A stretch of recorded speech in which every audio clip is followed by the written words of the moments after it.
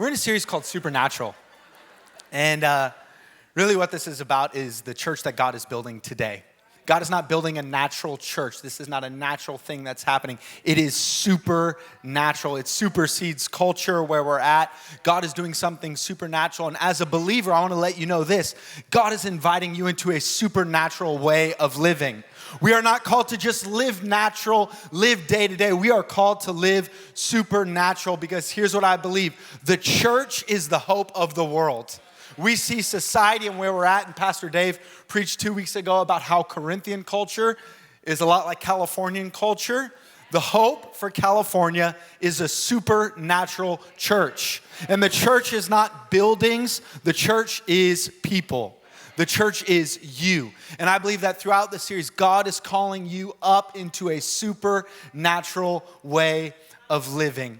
And last week, Pastor Joseph preached an awesome message. I'd encourage you to go back and listen to it about the wisdom that God gives us, the supernatural mind of Christ that we have access to as believers, that we can supersede just our natural understanding, but we can have an advantage in this life because we have the Holy Spirit. And so today I'm going to continue this series, and I want to start by giving more context to really what's happening in Corinth and what this letter is all about, because this is in fact a letter that Paul the Apostle wrote to the church in Corinth, and you have to know that he started the church.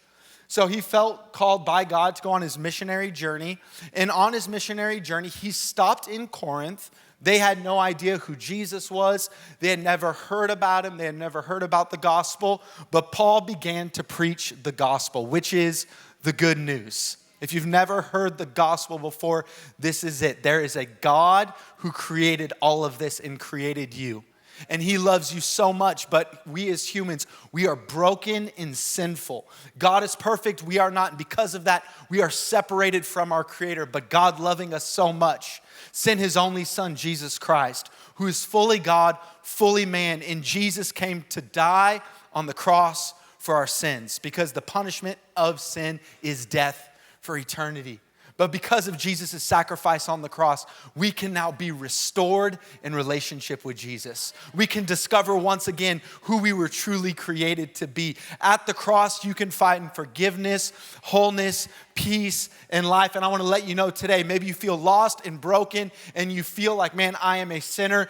Jesus is the answer. The cross is enough. And because of that good news, we now have a new way of living. So Paul preaches the gospel, he preaches the cross, and what happens? A church starts. So believers begin to gather together, and a church starts. And so Paul, on his mission journey, goes on to the next city. He leaves Corinth, and then they lived happily ever after, and there was no more problems. Nope, that didn't happen. Because you know, wherever people is, there's a mess. And so the church was made up of people who are broken, and so there was trouble in paradise, so to speak. And so someone wrote a letter to Paul and said, hey, we need you back. Things are falling apart over here. And then he heard from someone who heard from someone like, things are not good in Corinth. And so what's happening, Paul wrote a letter back to Corinth. And what this letter is doing is it's going to correct some things that are going wrong in the church in Corinth. And it's going to redirect and lift up and encourage them to be the supernatural church that God has called them to be. And so Paul understands, like, okay, as a father, he says in chapter 4, there are countless guides, but few fathers. So I'm going to be a father. So Paul, as a father, writes this letter. So Daddy Paul shows up. You know, just wait till Dad gets home. He's going to correct a few things. That's what Paul is doing. And so as we read this letter, know that the letter to Corinth is actually a letter to us. And maybe, just maybe, there are some things that God wants to adjust in us and in us as a church so that we can be the supernatural church that God wants us to be. So that's where we find ourselves. And today we're going to start in chapter 1. And it says this, 1 Corinthians 1, verse 10. It says, I appeal to you, brothers, by the name of our Lord Jesus Christ, that all of you, that's me and you, that all of you agree. Good luck with that. And that there be no divisions among you, and that you be united in the same mind and in the same judgment. For it has been reported to me by Chloe's people that there is quarreling among you, my brothers. What I mean is that each one of you says, I follow Paul, or I follow Apollos, or I follow Cephas, or I follow Christ. Is Christ divided? Was Paul crucified for you? Or were you baptized in the name of Paul? Jump to verse 17. For Christ did not send me to baptize, but to preach the gospel, and not with words of eloquent wisdom, lest the cross of Christ be emptied of its power. This is the first problem that Paul's addressing. What is it? Division in the church. There is division that has made its way into the body of believers in Corinth. And so Paul said, hey, Chloe's people, let me know that there's some division. Chloe's people are like, hey, if you don't stop, I'm telling Paul, and I'm going to tell him what you're doing because this is wrong. Chloe's people are probably the oldest child in the family. If you don't stop, I'm telling mom and dad. Shout out to oldest children. I'm one of them. Love to tattletale on our younger siblings. So what's happening is there's division. You have to understand that Corinth was a multicultural, multi-ethnic, melting pot of different cultures, Jewish, Roman, Greek. It spanned a large swath of socioeconomic different levels. They had ultra wealthy and then ultra poor. They had those who were educated, those who were uneducated. But it was a melting pot, and the church was a reflection of that. But what began to happen, instead of being united in their diversity, the church in Corinth began to be divided by their differences. Sounds eerily similar to where we can get today as a church in America. That instead of being united as the church under the cross of Jesus Christ and the good news of the gospel, we become divided. And notice what they say. They begin to say, well, I follow Paul, or I follow Apollos, or I follow Cephas, or I follow Christ. This is what they're actually saying. Paul was a Roman citizen, so more likely than not, those who were of the culture of Rome were like, Paul's my guy. I want Paul. And then we have Apollos, who is Greek, and maybe if they were Greek in culture, they're like, okay, Apollos is my cup of tea. I like Apollos. And then Cephas, this is actually another name for Peter, and Paul does this on purpose. He uses his Aramaic translation of the name, because what he's saying is, if you were from Israel, Jerusalem, you're saying, Peter's my guy, Cephas is my guy. And what's happening, because of their cultural identity and differences, they find themselves basing their Christianity off of who they are instead of being made into a new creation. They're allowing their differences to begin to divide them instead of Jesus making them whole and giving them a new identity. And when the church is divided, we cannot be the supernatural church that God is calling us to be. The only way we can be a city on a hill, the only way we can bring change in this culture is if we are united under the cross of Jesus Christ. But the enemy will do whatever he can to begin to divide us. He wants us to make our Christianity all about me and my identity. So therefore, I'm going to follow whoever best suits my needs. And all of a sudden, there's division in the church. And a divided church is a powerless church. And so this is where we find ourselves. And then you have people saying, well, I follow Christ, which sounds good. Like, yeah, that's who we should be following. But this is actually what they're saying. They're saying, we are the only ones who truly follow Christ. You jokers, I don't know what you're doing. We're actually saved. I don't know about you guys. Is that person saved? I have no idea. What's happening is there's now spiritual elitism that is separating and bringing division amongst the body.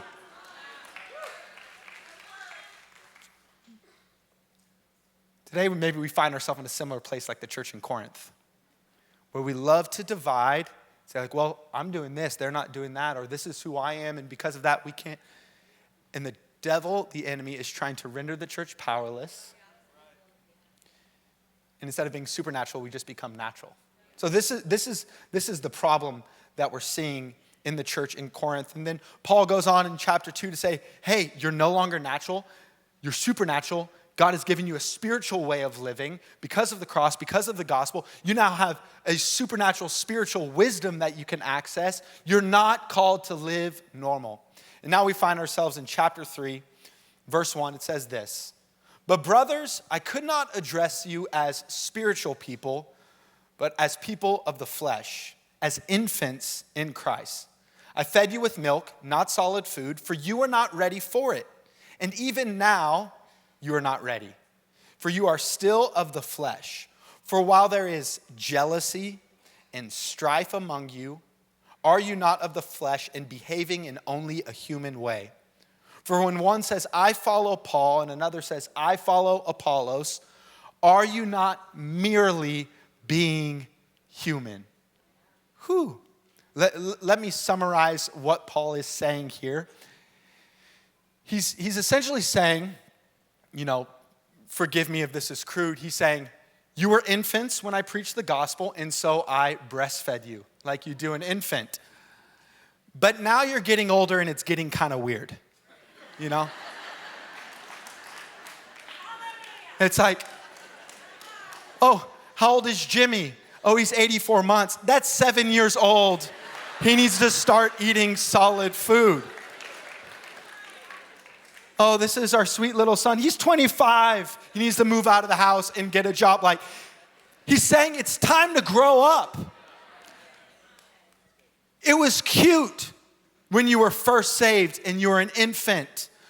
But natural health is natural growth. Growth is required. We are called to grow as believers. We are always called to grow. Are you still breastfeeding when you should be eating solid food? It's time to grow. It's time to move forward. And he says, what's keeping you as an infant is your jealousy, your arguing, and your division. It's stunting your growth. And it's rendering us ineffective as a church. What's happening is, as believers, they never progress past infancy. As an infant, you are only focused on yourself. That's why it's okay to throw a tantrum when you're 1, but if you're 26, it's not okay, because you need to grow up. And so they haven't progressed because of the division, quarreling, jealousy. Really, all of that is just a symptom. It's just a symptom of the fact that their Christianity has become personalized, individualized, and it's all about them. If I was to summarize the zeitgeist of the culture we live in today, it could be summarized in one word: me. Me. It's all about me, what I want, what I need, what will suit me best, my truth, being affirmed for who I am. It's all about me. How can the church change the world if we're living like the world? How can our Christianity be a lamp on a hill if we find ourselves living like the culture? That's what Paul's saying.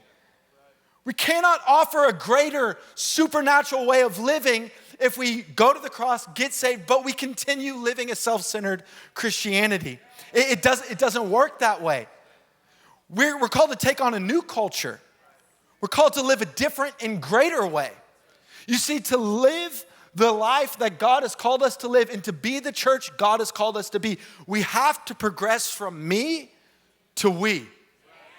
Our Christianity has to move beyond myself.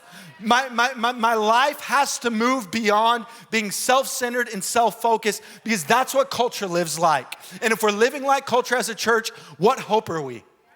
We're supposed to be the hope of the world. How can we be the hope of the world if we're living like the world? God is calling us to live different, live greater, and move beyond. And I believe as a church today, all of our campuses, God is calling us to grow up, to start eating solid food. And some of you, maybe this is your first time in church, welcome. We're so glad that you're here. The beautiful thing about this is we're all on different times and levels and places on our journey with Jesus. We don't want to become like the church and be like, I follow Christ, you're still eating milk what? Come on, grow up. No, we're all at different places. We have to have grace for one another. We, not just me. We, not just me. And so, how do we do this? And like I said, this is all a symptom of the fact that, or the symptom of this is they were divided, quarreling, arguing, pointing fingers at, and they weren't united. How do we grow? How do we go to the next level, so to speak? How do we move on? How do we progress? I want to give you two things from this chapter, and Paul uses two illustrations, but I want to give you two things to help get you unstuck and to help you progress in your growth as a believer individually, and then us progress as believers together as a whole. Because if we are divided individually, we'll be divided as a whole. If we're living a divided life where we love salvation from Jesus, but we're living like the world, that division will find its way into the church. So how do we become whole? How do we stay united? The first is this: take on the culture of the kingdom. When you get saved, we enter into a new culture, a new kingdom, and it is our responsibility to forego the culture we're a part of now and to take on the culture of the kingdom. It says this in verse 5, "What then of Apollos? What is Paul? Servants through whom you believed, as the Lord assigned to each. I planted, Apollos watered, but God gave the growth. So neither him who plants nor he who waters is anything, but only God who gives the growth. He who plants and he who waters are one, and each will receive wages according to his labor. For we are God's fellow workers. You are God's field, God's building." Pick up the culture of the kingdom. What is the culture of the kingdom? It is serving. Paul, he is an apostle, planted churches, but how does he identify in this? His identity is, I am Paul, I am a servant. Well, I'm a pastor preaching on stage. No, beyond that, I am a servant. Well, I own my own business. But now that you are a believer, our identity becomes one of I am a servant. In Corinthian culture, this would have been slander. The field workers, servants, they would have looked down on them. But Paul understands that kingdom culture is opposite to world culture. And the least of these will become the greatest of these. And as the church, the culture we need to take on is I am here to serve, not be served. When I go to work, when I go home, when I show up at church, I am serving. It is counterculture. It's counterculture to take the low road. It's counterculture to humble ourselves and listen. It's counterculture to identify as a servant, but kingdom culture is opposite of the world's culture. And if we want to change the world, we cannot live like the world. To be a servant is to know that the focus and attention is not on me and what I do. It's on God and what He's doing. Planting, watering, that's nothing, but God is bringing the harvest. When you don't have to get recognized or noticed for something, it frees you up to do the little things. Planting seeds takes faith. Watering takes discipline, but it's consistency of just showing up and saying, I am going to serve. I'm going to serve in my house. I'm going to serve my family. I'm going to serve at my work. And it's not just rolling over and being passive, but it's actually something that's quite strong. It's like, you know what? I know who I am in Jesus, so I can serve in this situation. I've heard it said that if you're too big to serve, you're too small to lead. We cannot live like the culture where it's like, I need to get noticed. I need a pat on the back. No, I am here to simply serve. Why? Because that's what Jesus did. That's Jesus' culture. He came to serve, not be served. Don't underestimate the power of a planted seed. If you feel like you're just here, man, is anybody noticing? Am I making a difference? I want to let you know that on the other end of you planting, you watering, there is a great harvest. You might not see it till eternity. You might not see it till heaven. But what you are doing when you choose to serve is making an eternal impact. Don't underestimate a planted seed, because a planted seed multiplies and grows. Planting seeds through the words that you speak. Planting seeds through serving on a Sunday. Serving at Adopt a Block. I want to honor those who've been serving for years at Adopt a Block. You're planting seeds. You're planting seeds. A servant will do whatever it takes to see the harvest, even when it goes unnoticed. The greatest antidote, I believe, to division, quarreling, fighting, jealousy is to start serving. Just start serving. I'm planting seeds. You see jealousy, be like, man, look at what they're doing. They're doing so much better than me. I wish, God, why didn't you? No, I'm here to just serve. Serving allows you to focus on the here and now and be free, because we're all working together. The goal is the harvest. Not even my seed planting or my watering. The goal is the harvest. I love that he says you'll get paid according to your labor, not according to the production. It's not how much you produce. Culture loves to say, oh, well, I did this and then you did this. Look how much I have. No, it's not according to the production. It's according to the labor. What does that mean? Anyone can serve, because anyone can start planting seeds and start watering. No matter where you are at, no matter what you have, no matter what family you were born into, all of us can take up the culture of the kingdom, which is serving. It supersedes my identity. It's a greater identity. I'm here to be a servant. The second thing, if we want to find healing, unity, and become the supernatural church God wants us to be, the second thing is we need to pick up the responsibility of the kingdom. Serving, responsibility. This is how you know you're growing up. I've never seen an infant serve. I'm hungry, I'm thirsty, I'm tired, they're gonna whine, but as they grow, they begin to think of other people. That's how you know they're maturing. Second thing is, they begin to take up responsibility. I have a part to play. I have something to do. If you want to know if you are mature, can you take responsibility? What does this look like? The second picture Paul gives us, he says, according to the grace given to me, like a skilled master builder, I laid a foundation and someone else is building upon it. Let each one take care on how he builds upon it. For no one can lay a foundation other than that which has been laid, which is Jesus Christ. Now, if anyone builds on the foundation with gold, silver, and precious stones, or wood, hay, and straw, each one's work will become manifest, for the day will disclose it, because it will be revealed by fire, and the fire will test what sort of work each one has done. If the work anyone has built on the foundation survives, he will receive a reward. But if anyone's work is burned up, he will suffer the loss, though he himself will be saved, but only as through fire. When we've been saved into the kingdom, a new way of living, we are now called to start building. We're called to start building, not just something temporary.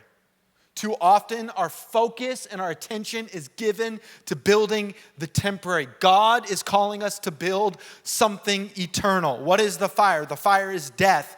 When we pass on into the next life, what will we bring with us? All of our efforts, all of our hard work, all of our energy, will it go into something temporary or something eternal?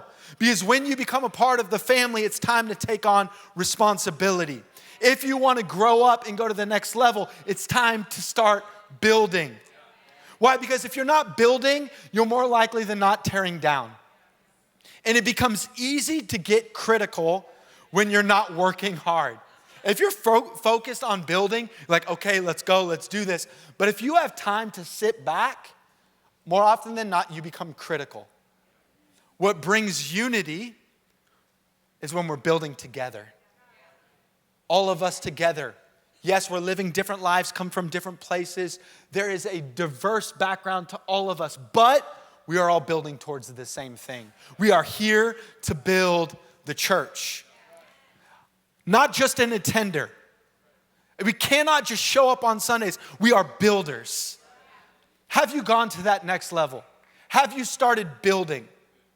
I love it. It says, as a skilled master builder, I, Paul, laid the foundation. Someone else, Apollos, is building upon it. And then he says, let each one, that's you and me, take care how he builds upon it. So we have a responsibility to start building. We have a responsibility to start building into the eternal, building something that will last. The world builds on the temporary, which will fade away, but we are building something eternal. What is eternal? It's people. My life, my energy, my focus should be to build people. Even if it goes unnoticed, the part I'm playing is so much smaller than the great building that we are building. And from one generation to the next, we find ourselves building into the eternal, building into the supernatural. This is when your Christianity becomes alive. When you start building. We're not consumers, we're builders. If we want to save the culture, bring hope and healing, we have to start building. We have to take responsibility. And like I said, it might go unnoticed and you might not see the effects of it till eternity. You know, there's someone who I want to give a shout out to, and she didn't ask me to do this, maybe doesn't even want me to do this, but there's a lady who shows up to youth every week named Lonnie. And Lonnie will drive on Wednesdays over 130 miles round trip from the Bay Area to Rio Vista to pick up her nephew, bring him to youth, drive him back, and then drive back home. She doesn't do this because someone's begging her to do it. She's doing it because she's building into the eternal. No one ever sees it. I see her, and I love when she amens and smiles when I'm preaching. It builds me up. But no one's seeing that. People at her job don't know she's doing that. But the effect she's having is an eternal effect. Her nephew's life is being changed forever because she sees it as her responsibility. It's not someone else's responsibility. No, I'm building because I have a responsibility because I'm a part of the family. If not, maybe we're just living like mere humans, living like the culture. Take responsibility for your community. Take responsibility for your family. Start building. As a church, we've made it our responsibility to keep building. That's why we're launching Saturday nights, because we want to make it easier to create more space for people to get in the house. We don't do it because we love to give up our Saturday nights and have another service. No, we do it because we see the responsibility of building. We have to do this. And I want to encourage you, if maybe you come on 11 o'clock or 9 sometimes, would you consider inviting someone and coming to the Saturday night service? Why? So that we can make more room and build. We're here to build, not just attend. We have these invite cards inviting to the Saturday night. Grab one of these, give it to someone. Because I think what we're doing is eternal. It's really hard to be divided when we're all building together. I think right now, some of you, there's division maybe in your family. Maybe you've had quarrels or jealousy or something's happening. Just like in the church in Corinth, it's happening here. It's time we move past that. It's time we stop being divided by our differences. We have to be united by the fact that we have a culture that's greater. We have a responsibility to start building. We cannot be a divided church. I want to end with this, and the band's coming up. He kind of sums up this whole thing of, hey, the church is divided. It's time to grow up. We need to move on. Here's how. He sums it up with this. He says, let no one boast in men. Let me pause right there. In our culture, we love to deify people. We love to put people on pedestals. Do not make a person God. Pastors are not Jesus, only Jesus is Jesus. If you make a person your God, you will be let down. It's good to honor, yes, but only God is God. We don't boast in anyone other than Jesus. It says this, for all things are yours, whether Paul, Apollos, or Cephas, or the world, or life, or death, or the present, or the future, it's all yours. You could have it all. You have everything you need. Why? Because you are Christ's, and Christ is God's. what does this mean? I thought Jesus was God. How can he be God's, but also be God? How does this work? What he's talking about is the work of the cross. Jesus was sent by God to earth to die on the cross. What did Jesus say while here on earth? I do nothing apart from the Father. Before he went to the cross, not my will, but your will be done. He's talking about the cross. Jesus was the sacrifice that God gave so that we could be reconciled, so that we could be unified, we could be called to a greater way of living, so that we could be the light of the world. We're called to go to the cross. And what is he saying? At the cross, you have everything you need. Doesn't matter, Peter, Apollos, Paul, none of that matters. Jesus is the only thing that matters. The things that worry you, the things that divide you, the things that hold you back, you have everything you need in Jesus. Why? Because we have a new identity and a new calling, a new purpose. We have somewhere to go. God is calling us to live somewhere greater, and we find that at the cross. I love these 5 things he lists. He says, the world, or life, or death, present, or future. Like, these are the 5 main worries of culture. The world around us is a mess. My life is a mess. Struggles. How are we going to pay? All these things. Death. That's a worry for a lot of people. The present, the future. Like, these are the main driving things in culture. And what Paul's saying is like, dude, you don't have to worry about any of that. Why? Because we have everything we need in Jesus. Everything you need is found in the cross. But we cannot come to the cross and continue to live the way the world lives. Cannot be divided. Cannot be divided.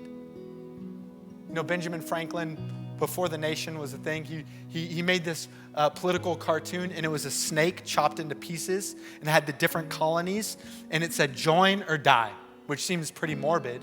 But what it's saying is the snake, the picture, cannot live if the pieces are divided. It has to be whole. Same with the body of Christ. We will not be effective if we are divided. But what unites us? It's the cross.